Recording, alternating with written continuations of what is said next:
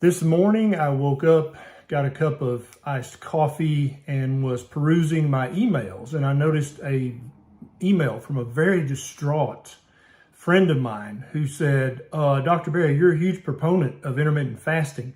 There's a new study out that shows that intermittent fasting doesn't help at all, does nothing.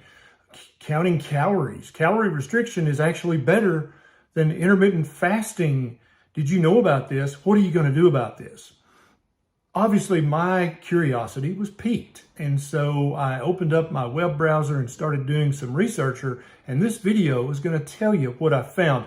Now, before you think this sounds boring, I promise you, it's not boring. It's full of misinformation, misdirection, and even some intrigue. So watch this video to the end, and then you're going to understand a lot more about how the corporate media reports on science, and even how scientific researchers perform their job, how they're funded, and why a lot of the times definitely the headlines you see about nutrition and medical research are bullshit, but very often the actual studies themselves, even if they're randomized and controlled, are full of crap. I'm Dr. Berry, a family physician with 20 years of clinical experience.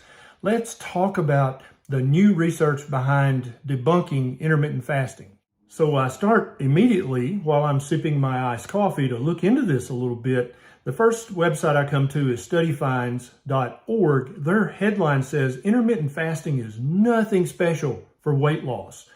Then I go over and I look at just a pillar of Western reporting, which is the U.S. News and World Report. They never get anything wrong. Their headline is, for losing weight, calorie counting tops fasting diets.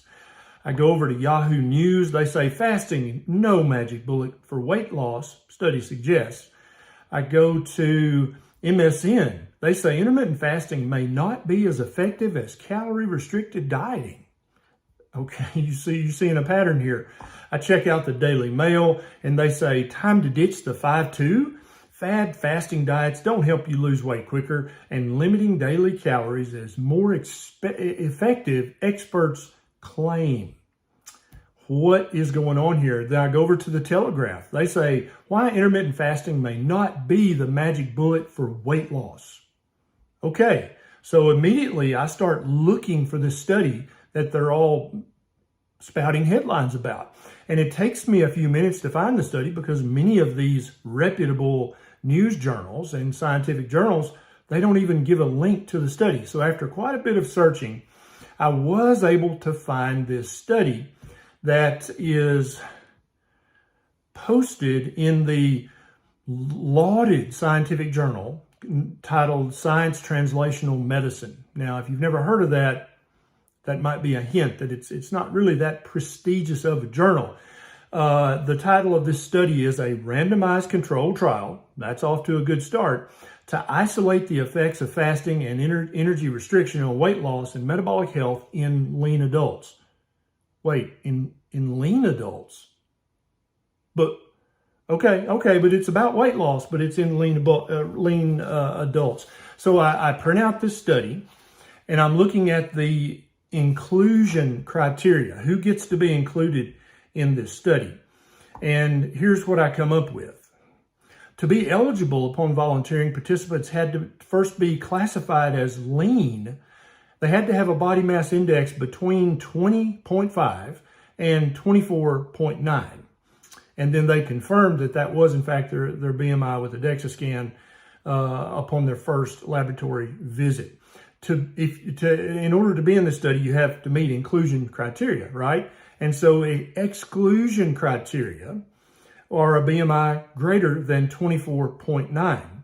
So basically, if you need to lose any weight whatsoever, if you're overweight or obese or morbidly obese, you couldn't be in this study. Also, if you had diabetes, you could not be in this study. If you had any markers of metabolic syndrome, you could not be in this study. And so this study was done on healthy, lean people. I'm not joking. That you can go, I put a link in the show notes below. You can go print the study out and read it for yourself. And so in these healthy, lean people, very lean people by modern society standards, who did not have diabetes and had no markers of metabolic syndrome, it turns out that in 3 weeks, these 12 people in the study, there wasn't really much of a noticeable change in body mass index or body fat percentage or anything else between these very lean people who were calorie restricting and this other little set of very lean people who were doing, and this was alternate day fasting. So they would eat today, fast tomorrow, eat the next day, fast the next day. So there were only 12 people in the study. The study only lasted for 3 weeks, and the study you could only be in the study if you were very lean and very healthy. Okay, that's weird because, I mean, let's just put on our common sense hat here for a minute. If you were going to design a study to figure out if intermittent fasting or some version of fasting would help people lose weight, help people reverse type 2 diabetes, help people reverse fatty liver, help people get rid of metabolic syndrome, what would your inclusion criteria would be? I personally, being the common sense country boy that I am, I would go out and find the most overweight people I could find, people with severe type 2 diabetes, people with just terrible metabolic syndrome, people with hypertension, people who obviously are metabolically unwell. And then I would not just pick 12 people, I would pick a lot of people, hundreds of people, right? And then I would not just run my study for 3 weeks, I would run my study for months and months. And then we would crunch the data and see what we came up with. That's just my common sense thought. I mean, I'm obviously not a nutrition researcher. I'm not in the same category with the experts who are listed on this study at the top. And indeed, you know, to do this kind of research, you have to have lots of funding, of course. You have to have money for the lab space, to pay the participants, to do all this stuff, to pay for the food. And so when I go and I looked at who these authors were, I didn't recognize any names. But on the very last page of this study, so I'm talking about it's not listed anywhere if there's any conflicts of interest on the front, but literally on the very back page, and they don't call it conflicts of interest. They don't call it, oh, these people were paid off. They call it competing interests. I mean, would that jump out at you? And also, it's in the very back page, and it's in very fine print, much finer print, much smaller print than the actual study itself, and definitely much smaller print than the headline, the title of this paper, or the headlines that I showed you on any of those other news. This looks like maybe 6 or 7 point font, and this is what it shows. I've listed all the researchers with competing interests, which is another way of saying conflicts of interest, which is another way of saying these people are receiving money from food manufacturers who would rather you not believe that intermittent fasting is a powerful method for weight loss. So we have people here who are funded by the European Hydration Institute. Now that sounds very formal and very sciencey, but it was actually founded and funded by Coca-Cola. Yeah, we're also funded by Danone, the yogurt manufacturer, Nestle. Nestle doesn't want you to fast. They want you to eat their little snack foods every 2 hours. Coca-Cola, they want you to drink a Coke, but not a big Coke because all calories count and you should count your calories. So drink just an 8 ounce or a 6 ounce Coke. Also Kellogg's. We see that name over and over in objective nutrition research. Organics Foundation, I couldn't find out much about them.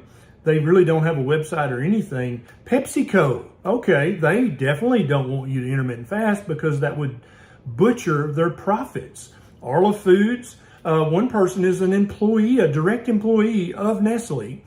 Here's one that received research funding from Unilever, they're all about fast food and fast food packaging and snack food packaging. So yeah, guess what? Researchers who work for Coke and Danone and Arla Foods and Pepsi and Unilever, they don't want you to intermittent fast. And so in order to get the headlines that I showed you earlier, they had these researchers go out and find lean, skinny, healthy people and just find a few of them and put them in a very small, very short study and compare calorie restriction to alternate day fasting. and then publish the results in a prestigious scientific journal. I shit you not. Okay, I put a link down to the research study down below. I'm not going to hide the study. I'm actually going to give you a link so you can go and directly read the PDF or print out the PDF. What if studyfinds.org published an article and it said that Anheuser-Busch and Heineken, that's two of the largest beer manufacturers in the world, have funded some research and found that drinking lots of beer doesn't really give you a beer belly? Would you believe that? What if U.S. News and World Report published an article and said, hey, this new research that's funded by Philip Morris and British American Tobacco, two of the largest cigarette manufacturers in the world, they have found in this very small, very short study that was actually done in non-smokers that smoking's not really that bad for you after all?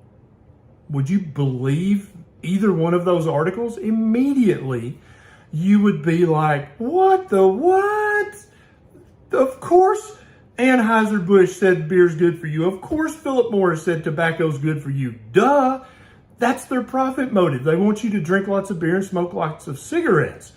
So why wouldn't these reputable journalistic websites like studyfinds.org and U.S. News and World Report, why wouldn't they put in their headline that a very small, short research study in very lean, healthy people has found that intermittent fasting or alternate day fasting doesn't really help lean, healthy people lose weight? Oh, and also it was funded by Coca-Cola and Pepsi and Danone and other big food manufacturers. Why isn't that their headline? This is the kind of stuff that we all have to fight against in order to reclaim our best health, in order to rediscover a proper human diet, which absolutely consists of some degree of intermittent fasting or time-restricted feeding. It absolutely has to include that if you are to realize your optimal health. This is why I'm always digging. This is why I'm always fighting. If you'd like to join me in that fight, you can definitely do that by becoming a patron on patreon.com. You give me more time and resources to dig in to the bunk that we're shown in our corporate media headlines every day and bring you the real truth. This is Dr. Berry. I'll see you next time.